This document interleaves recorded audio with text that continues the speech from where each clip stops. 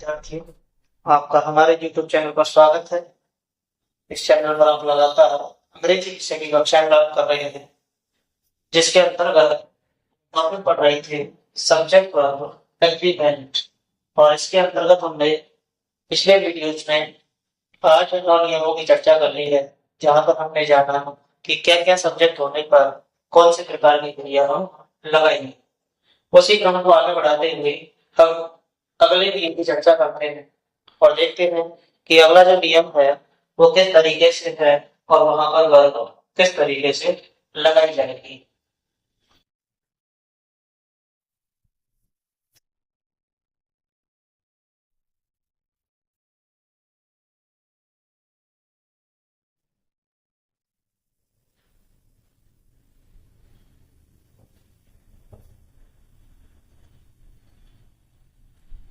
देखिए, बात करते हैं हम रोल नंबर 10 की। और रोल नंबर 10 ये बताता है कि यदि वाक्य के सब्जेक्ट्स ईच या एवरी दिए गए हैं, यदि वाक्य के कर्ता ईच या एवरी दिए गए हैं, तो वहां पर एक वचन क्रिया लगाते हैं। तो हमें देखना है कि वाक्य में सब्जेक्ट के रूप में आपके दिया गया होगा ईच या फिर एवरी। और यदि ईच या एवरी में से कोई भी दिखता है तो फिर उसके साथ में आपको हमेशा कौन सी वर्ब लगानी है? सिंगुलर वर्ब लगानी है। यह है हमारा नियम नंबर 10। यदि वाक्य के सब्जेक्ट्स यानी कि कर्ता के रूप में ईच या एवरी, ईच या एवरी दिए गए हैं, तो उनके साथ एक वचन की क्रिया, एक वचन की क्रिया लगाते हैं। तो वाक्य में हमें देखना है कि सब्जेक्ट के रूप में, कर्ता के रूप में क्या दिया गया होगा? या तो ईच या फिर एवरी। ईच या एवरी जो दोनों हैं वो सिंगुलर सब्जेक्ट का बोध कराते हैं, कर्ता एक वचन का बोध कराते हैं। इसलिए उनके साथ जो क्रिया है वो भी कैसी लगाई जाती है? एक वचन की क्रिया लगाई जाती है। नियम को नोट कीजिए एक बार, उसके बाद देखते हैं इसके कुछ एग्जांपल्स कि किस तरीके से ईच या एवरी के साथ में एक वचन की क्रिया को हम लगाते हैं। नोट डाउन कीजिए।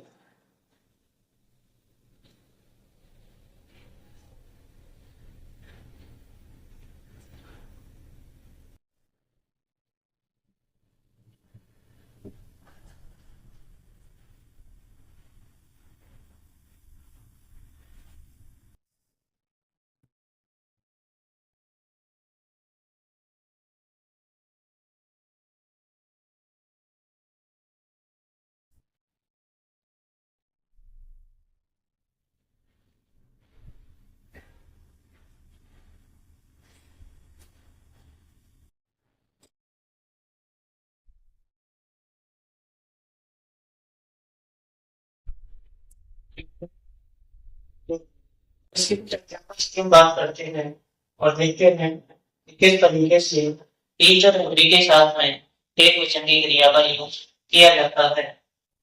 यहाँ हम देख रहे हैं ये स्टूडेंट लाइक स्पेस क्या है? Face many subscriptions. Each student demonstrates that they have to face many hard situations. अब यहाँ पर हम देखें तो सब्जेक्ट के रूप में क्या दिया है?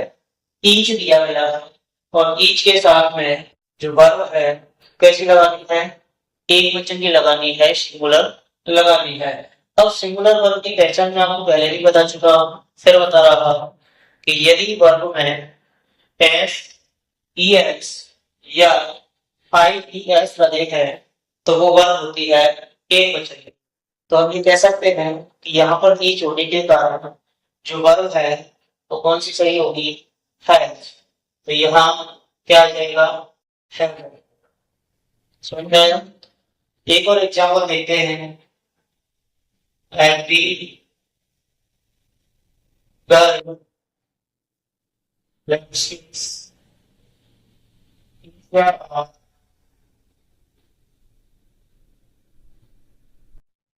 deprived from their from her rights, from her rights. To every girl blank space area are deprived from her rights. तो यहाँ क्या लिया, एवरी। एवरी जो है वो किसको बताता है, सिंगुलर सब्जेक्ट को। किसको बताता है, सिंगुलर सब्जेक्ट। इस वजह से क्या आएगा, सिंगुलर वर्ब, और सिंगुलर वर्ब कौन सी है, एच। तो यहाँ पर क्या हो जाएगा, एच। तो ईच या एवरी दोनों में से कोई भी यदि सब्जेक्ट के रूप में दिया है तो उसके साथ हमेशा ही कौन सी क्रिया का प्रयोग करेंगे, हम एक वचन क्रिया का प्रयोग करेंगे। और एक वचन क्रिया से तात्पर्य है ऐसी क्रिया जिसमें एस, यस या आई एस लगा हो, वो क्रिया होती है हमारी एक वचन की। एग्जाम्पल्स को नोट डाउन कीजिए, कुछ और एग्जाम्पल्स देखते हैं फिर आगे बढ़ते हैं।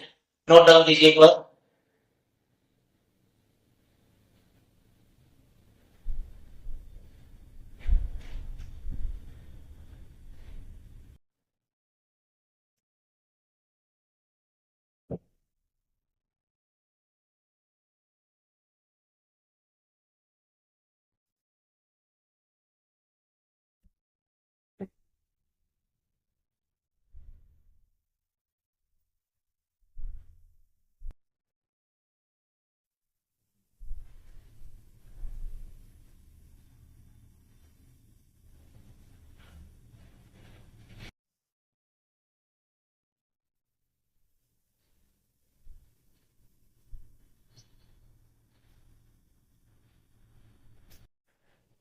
क्लियर, देखिए और एग्जाम्पल देखें। Each of us like space Asia or India. Each of us like space Asia or India. यहाँ क्या लिया है, each, और each के होने पर इसके साथ में क्रिया लगाएंगे, हमको कौन सी लगाएंगे, एक वचन की क्रिया। तो यहाँ पर इन दोनों में से एक वचन की क्रिया कौन सी होगी, एच। यहाँ क्या आ जाएगा, एच आ जाएगा। लिखिए एग्जाम्पल को।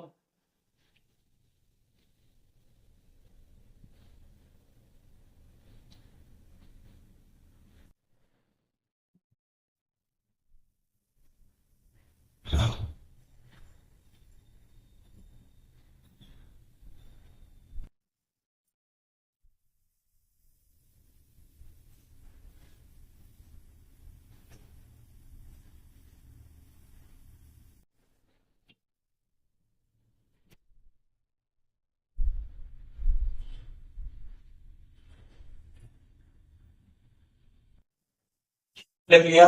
चलिए अब अगले नियम की तरफ बढ़ते हैं और देखते हैं कि किस तरीके से अगला नियम है। तो रूल नंबर 11 की यदि हम बात करें तो रूल नंबर 11 कहता है कि क्रिया को भी सब्जेक्ट के रूप में लिखा जा सकता है। जो वर्ब होती है हमारी, जो मेन वर्ब होती है, उसको भी हम सब्जेक्ट के रूप में यूज कर सकते हैं। और यदि वाक्य में वर्ब को सब्जेक्ट बना करके दिया गया है तो उसके साथ हमेशा ही सिंगुलर वर्ब का प्रयोग किया जाता है, एक वचन का प्रयोग किया जाता है। देखिए रोल नंबर 11 की चर्चा करते हैं और देखते हैं कि किस तरीके से वर्ब को सब्जेक्ट बना करके दिया जाएगा और उसके साथ में एक वचन की क्रिया कैसे लगाएंगे।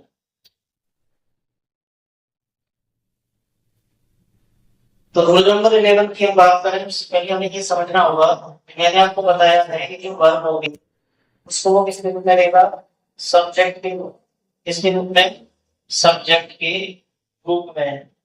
अब क्वेश्चन ये उठता है कि हमें ये पता कैसे चलेगा कि जो वर्ब दी गई है वो सब्जेक्ट के रूप में काम कर रही है या फिर नहीं कर रही है। तो इसको समझने के लिए हमारे सामने दो चीजें, यदि हमें ये देखना है कि वर्ब जो यूज की गई है वो सब्जेक्ट के रूप में है या नहीं है, तो आपको ध्यान रखना है कि एक तो वो होता है जीरन फॉर्म में, कौन सी फॉर्म में, जीरन फॉर्म में, और एक होता है इन्फ्लेटेड फॉर्म में, इन्फ्लेटेड फॉर्म। जीरन फॉर्म का मतलब है V1 प्लस ING, और इन्फ्लेटेड का मतलब होता है 2 प्लस V1। यानी कि यदि आपको सब्जेक्ट की जगह पर कोई वर्ब दी गई है और वर्ब का जो रूप हो वो या तो V1 प्लस ING हो या 2 प्लस V1 हो, तो ऐसी कंडीशन में वो जो वर्ब होंगी वो किसके रूप में आएंगी, सब्जेक्ट के रूप में। और सब्जेक्ट के रूप में यदि वर्ब दी गई है तो उनके साथ में एक वचन क्रिया का प्रयोग करना है। देखिए रूल नंबर 11 क्या कहता है कि यदि वाक्य में सब्जेक्ट के रूप में कोई मैन वर्ब, कोई मैन वर्ब दी गई है तो उसके साथ एक वचन की क्रिया, एक वचन की क्रिया लगाते हैं। इस सब्जेक्ट के रूप में क्या दिया गया होगा, मैन वर्ब को दिया गया होगा, और जो मैन वर्ब है वो हमारी कौन कौन सी फॉर्म में हो सकती है, जीरन फॉर्म में या फिर इंफिनिटिव फॉर्म में। जीरन फॉर्म का मतलब है कि V1 के साथ में क्या लगा होगा, ING, और इंफिनिटिव फॉर्म का मतलब है कि 2 प्लस V फर्स्ट किया गया होगा। जब वर्ब को सब्जेक्ट बनाया जाएगा तो वहां पर उस वर्ब की साथ में या सब्जेक्ट के रूप में जो वर्ब दी गई है उसके साथ में हमेशा कौन सी क्रिया लगाएंगे, हम एक वचन की क्रिया लगाएंगे। यहाँ तक नोट डाउन कीजिए। उसके बाद हम समझते हैं इसके कुछ एग्जांपल्स कि किस तरीके से वाक्य में वर्ब को सब्जेक्ट बना करके दिया जाएगा और किस तरीके से उसके साथ में वर्ब को लगाया जाएगा। लिखिए एक बार,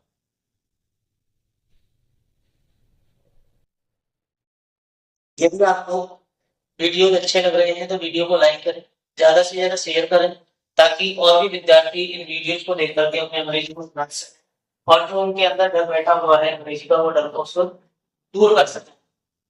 तो ज्यादा से ज्यादा शेयर करें, अपने मित्रों से चैनल को सब्सक्राइब करवाएं, ताकि आगामी वीडियोस की जानकारी तक भी पहुंच सके। लिखिए इसको एक बार,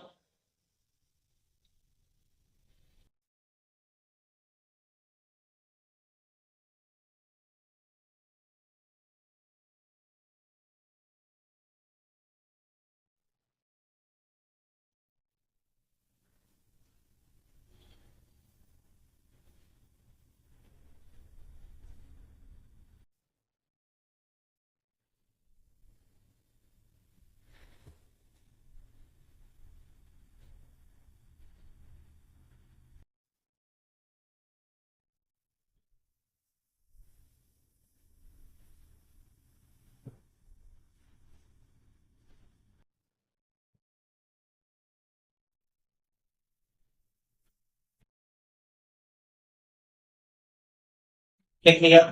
चलिए इसके कुछ एग्जांपल्स देखते हैं। एक सेंटेंस तो ऐसा है जो लगभग आपने देखा भी होगा, पढ़ा भी होगा। Smoking, blank space, Asia are dangerous to our health, to our health। अब यहाँ पर हम देखते हैं तो ये देखो ये जो दिया है इसमें क्या लगा हुआ है, आईएनजी। क्या लगा हुआ है, आईएनजी। अब यहाँ से यदि हम आईएनजी को अलग हटाए, एक तो बचा हमारे पास में शब्द स्मोक, और इसमें से क्या अलग दिया है, आईएनजी। स्मोक होता है V1 और V1 में क्या लगी हुई है, ईएनजी। तो अब यहाँ पर जब V1 में आईएनजी को लगा करके दिया है तो वर्ब तो है कौन सी फॉर्म में, जीरन फॉर्म में, और जीरन फॉर्म को क्या बना करके दिया है उसने, सब्जेक्ट बना करके दिया है। और जब वर्ब को सब्जेक्ट बना करके देगा तो उसके साथ में हमेशा कौन सी वर्ब लगानी है आपको, सिंगुलर वर्ब लगानी है। तो यहाँ पर क्या आ जाएगा, इज, क्या is।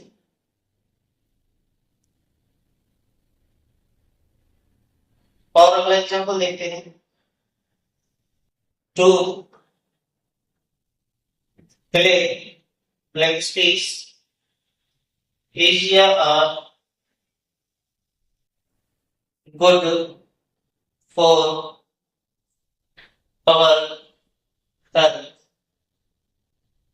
Our health. To play. Play मतलब खेलना, वर्ब है, क्रिया है, लेकिन क्रिया को किसके रूप में दिया है, इंफिनिटिव के रूप में, यानी कि टू, टू प्लस V1। तो टू, टू के बाद में V1।